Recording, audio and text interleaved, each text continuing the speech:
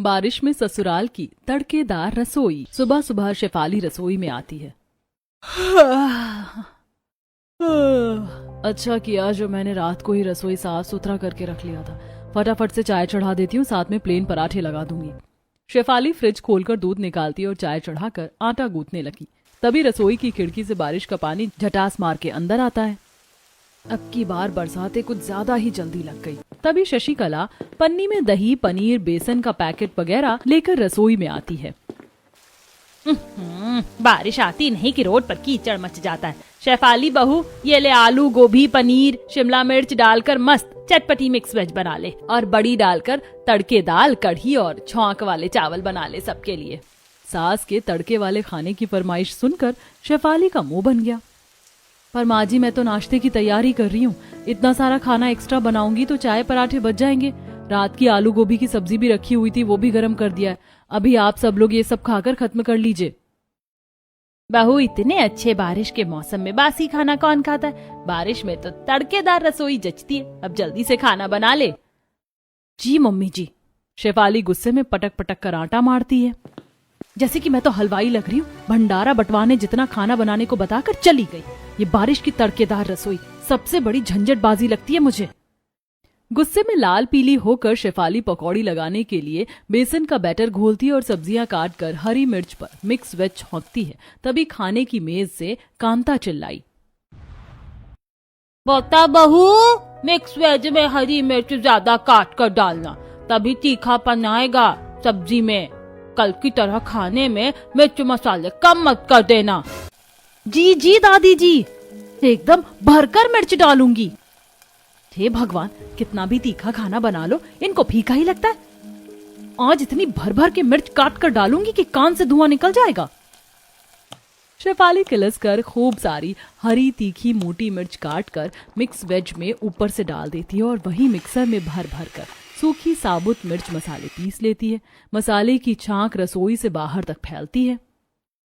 अच्छू अच्छू अच्छू। ओफो शेफाली भाभी, क्या कर रही हो? पूरे मिर्च की महक मचा दिया है। एग्जॉस्ट फैन चला दो। निशा, एग्जॉस्ट फैन चालू कर रखा है मैंने। हद है, सबको तड़केदार रसोई भी चाहिए और मिर्च लगने से भी एलर्जी है। चलो, पिस गए मसाले। शेफाली जल्दी से बेसन में मसाले डालकर हाथों से फेंट लेती है और कढ़ाई में तेल डालकर बेसन की बड़ी बनाने लगती है। पकौड़े की खुशबू पूजा निशा के नाक में पड़ती है और दोनों रसोई में धमक जाती हैं। हा, कितनी बढ़िया पकौड़े की खुशबू आ रही है शेफाली भाभी। आप तो बड़े फूले फूले से पकौड़े बना रही हैं। आ गई दोनों सूंघते सूंघते खाने। दोनों की दोनों एक नंबर की चटोरी हैं। काम करने में पीछे, बस भर भर कर खाने में आगे हैं दोनों। भाभी, आपने कितने सॉफ्ट से पकौड़े बनाए हैं, मैं एक टेस्ट कर लूं? ठीक है, एक ले लो, लेकिन बाकी रहने देना क्योंकि ये बड़ी कढ़ी में डालने के लिए बनाई है। निशा ने 2 पकौड़ी एक साथ उठाए और मुंह में भर लिए। भाभी, आपने क्या मस्त मिर्चीदार पकौड़ी बनाई है, खाकर स्वाद आ गया। मुंह का स्टोरेज तो पूरा फुल कर रखा है, पता ही नहीं नासपीटी क्या बोल रही है। दोनों को पकौड़े खाने में इतने टेस्टी लगते हैं कि सारे उठा उठा कर चट कर गई। भाभी, आपने बढ़िया पकौड़े बनाए थे, बस कढ़ी बढ़िया सी सूखी मिर्च, हींग, जीरे का तड़का मार के बनाना। पूजा, निशा, सारे पकौड़े तो तुम खा गई, अब मैं कढ़ी में बड़ी किस चीज की लगाऊंगी? भाभी, बारिश का मौसम है तो पकौड़े के टेस्ट के बिना अधूरा लगता है। अब आप खाना बना लो। चल निशा। दोनों चटोरनी काम बढ़ाकर चली गई। मुझे दोबारा से पकौड़े बनाने पड़ेंगे, बिना पकौड़े की कढ़ी भी नहीं बनती है। बेचारी शेफाली ने दोबारा से कढ़ी में डालने के लिए बड़ियां बनाई और कढ़ाई चढ़ाकर बेसन का पतला घोल बनाकर छौंक देती है और धीमी आंच पर कढ़ी चला चला कर पकाती है। कढ़ी लगभग तैयार हो गई है, फटाफट से कुकर में चावल चढ़ा देती हूँ। कच्ची बासमती है, 2 सीटी में पक जाएगी, फिर खाली तड़का लगाना बाकी बचेगा। कुछ ही देर में शेफाली कढ़ी चावल बना लेती है और कश्मीरी लाल मिर्च, जीरा, हींग लगाकर तड़का मारकर मेज पर खाना लगाती है। यम्मी यम्मी, आज तो मम्मी ने मस्त तड़के वाली बड़ी डालकर कढ़ी बनाई है। मैं तो 2 प्लेट भर के चावल खाऊंगी और मैं तो सबसे ज्यादा बड़ी खाऊंगा। मम्मी, मुझको चावल भी ज्यादा डालना, बड़ी भी ज्यादा डालना। पोता बहू, ऐसे खाने के बर्तन मेज पर जमाने से बात नहीं चलेगी, परोस कर भी दे। जी दादी माँ। हद है, कसम से पकाऊं भी और परोस कर भी मैं ही खिलाऊं जैसे 5 स्टार होटल में खाने बैठे हैं। शेफाली अब सबको परोस कर खाना देती है। बाहर जोरदार बारिश हो रही थी। वाह शेफाली भाभी, आज के खाने का तो जवाब नहीं। सारा खाना बहुत ही दमदार तड़केदार बना है। सचमुच बहू, खाना तूने उंगलियां चाटने वाला बनाया है। वैसे बारिश के मौसम में तो तीखा तड़के वाला खाना खाने में ही बढ़िया लगता है, क्यों शशिकला जी? जी जी बिल्कुल, बरसात में तो फीका उबला खाना बिल्कुल नहीं अच्छा लगता, चटपटा तड़केदार खाना ही अच्छा लगता है। पोता बहू, तूने फौरन को तेल में ठीक से जलाया नहीं, तड़का कच्चा सा है। भाभी, आपने मिक्स वेज भी बिल्कुल ड्राई सी बनाई है। नंद जी, मिक्स वेज तो सूखी ही बनती है। बहू, इतनी भी सूखी नहीं बनती, थोड़ा ऊपर से घी डाल देती। मिक्स वेज घी तेल में तरतर ही अच्छा लगता है, तभी स्वाद खिलकर आता है। चल थोड़ी मिक्स वेज और कढ़ी डाल दे।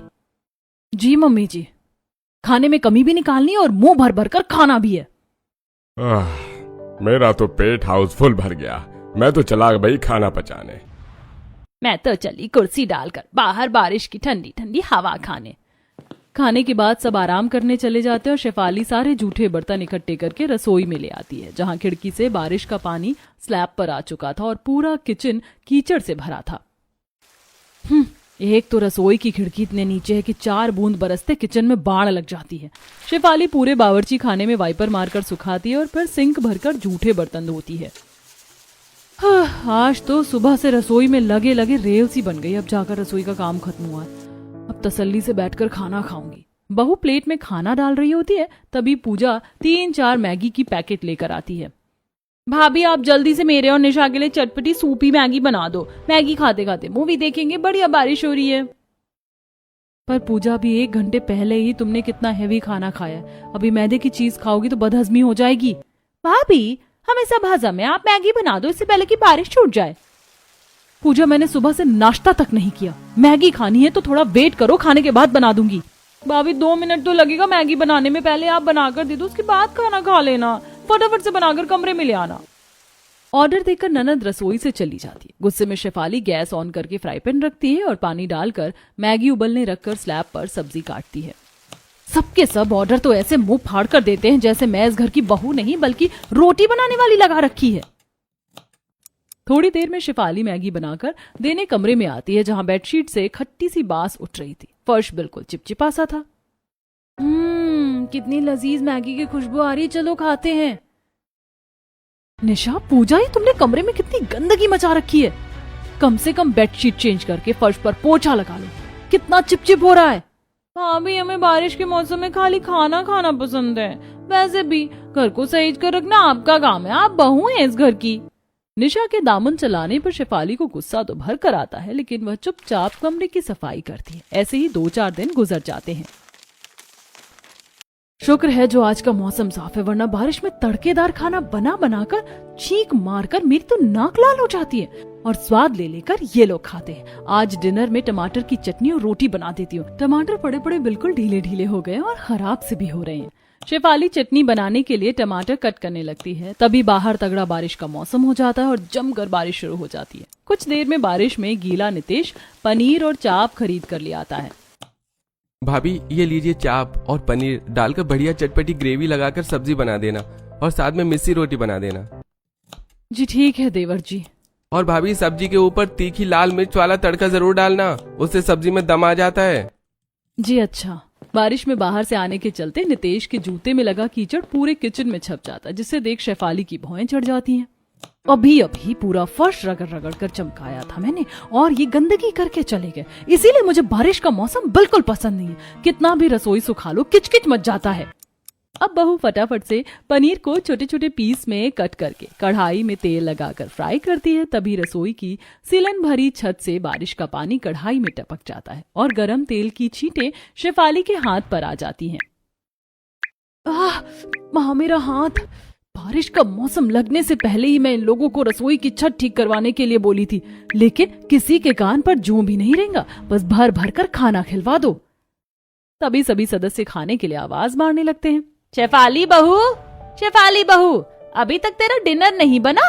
आज काफी ज्यादा लेट कर रखा है तूने। 10 बजने वाले हैं रात के। जी बस मम्मी जी, बस बस, थोड़ी देर में डिनर बनने वाला है। आजकल की बहुएं तो मॉडर्न गैस चूल्हे पर भी खाना बनाने में बीरबल की खिचड़ी बनाना जितना टाइम लेती हैं। मैंने तो अपने जमाने में 1 दर्जन लोगों को एक साथ बिठाकर चूल्हे की रोटियां खिलाई हैं। बस इस ददिया सास को तो अपने मुंह मियां मिट्ठू बनने को कह दो बैठे बैठे। सारा दिन किचन में कोलू के बैल जैसे लगे रहना पड़ता है। बेचारी बहू की आंखें नम हो जाती हैं। कुछ देर में चाप पनीर की तड़के वाली सब्जी, रोटी, चावल, चटनी बनाकर खाने की मेज को वो भर देती है। आज तो खाने में से बड़ी अच्छी महक आ रही है। इतना लेट सपेट डिनर बनाकर लाई, अगर ये भी स्वादिष्ट नहीं बना तो क्या क्या फायदा खाना खाने का। शशिकला के तंज कसने का शेफाली कोई जवाब नहीं देती और चुपचाप सबको डिनर करवाती है। अरे वाह मम्मी, आपने तो बिल्कुल शादी वाली चटपटी पनीर चाप की सब्जी बनाई है, खाकर मजा आ गया। आपको तो शेफ होना चाहिए। चुप कर जा, बड़ा आया माँ के खाने की तारीफ करने वाला। ऐसा कोई हलवाई जैसा स्वाद का खाना नहीं बनाया तुम्हारी माँ ने। सबके लिए इतना करने के बावजूद भी शेफाली को कोई अहमियत नहीं, जिसके लिए उसको बड़ा खराब लगता है और वह कमरे में आकर रोते हुए अपनी माँ को फोन मिलाती है। Hello mummy. शेफाली, क्या हुआ बेटी, तू रो क्यों रही है? तेरी सास ने फिर कुछ कहा?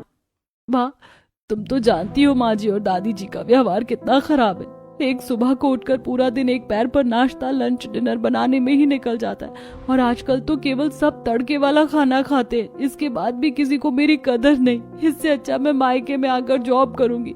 हाउसवाइफ बनकर भी मुझे कोई सम्मान नहीं मिलता। शेफाली को रोते देख सुजाता को उसके ससुराल वालों के बर्ताव का सोचकर काफी दुख लगता है।